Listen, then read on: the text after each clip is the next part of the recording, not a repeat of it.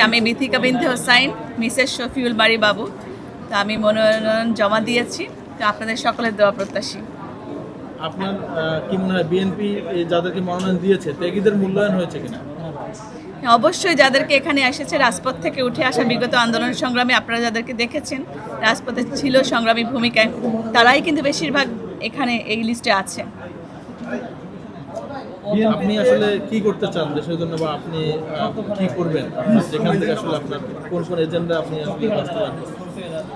মহান মুক্তিযুদ্ধের যেই স্বপ্ন ছিল বাংলাদেশের জনগণের, সেই স্বপ্ন কিন্তু আমাদের বিগত ফ্যাসিস্টের দুঃশাসনে নিচে চাপা পড়ে গেছে বাংলাদেশের মানুষের জনগণের স্বপ্ন। সেই জায়গাটা থেকে সেই স্বপ্নটাকে আমরা সম্মিলিতভাবে নতুন করে গড়ে তুলবার জন্য শপথ গ্রহণ করতে হবে। আর আপনারা জানেন যে বাংলাদেশ জাতীয়তাবাদী দলের লক্ষ্য ছিল সকল ধর্ম বিশ্বাসী এবং ক্ষুদ্র জাতিগোষ্ঠী সহ সকল শ্রেণী পেশার মানুষের অর্থনৈতিক, সামাজিক, মানবিক, ন্যায় বিচার সম্পন্ন, সহিষ্ণু একটি সুপ্রতিষ্ঠিত গণতন্ত্রের ভিত্তি স্থাপন করা। সেইখানে আমরা সেই লক্ষ্যে কাজ করব।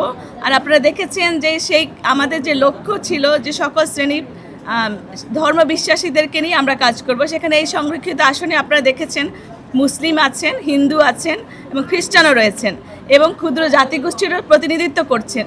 তো আপনারা তো আমাদের এখানে সিলেকশন দেখে আপনারা বুঝে নিতে হবে যে আমাদের দল নিজের দলের যে কমিটমেন্টে রয়েছে সেখানেই রয়েছে এবং বাংলাদেশের জন্য যে প্রতিশ্রুতিগুলো ওনারা করেছেন সেই প্রতিশ্রুতিগুলো বাস্তবায়নের জন্য ওনার বদ্ধপরিকর। আওয়ামী লীগের সাথে জড়িত এমন একজনকে বিএনপি নমিনেশন দিয়েছে, এটা বিবেচনা করে দল নিয়েছে। এটা নানান পার্টির সিদ্ধান্ত, এটা নানান বিষয়ে নানান জনের কথা বলতেই পারে। আর সাংবাদিকদেরও কিন্তু নতুন বাংলাদেশ গঠনে অনেক ভূমিকা রয়েছে, গুরুত্বপূর্ণ ভূমিকা রয়েছে। একটি নানান ধরনের উস্কানিমূলক কথা আসবে, নানান ধরনের প্রশ্নবিদ্ধ কথা আসবে।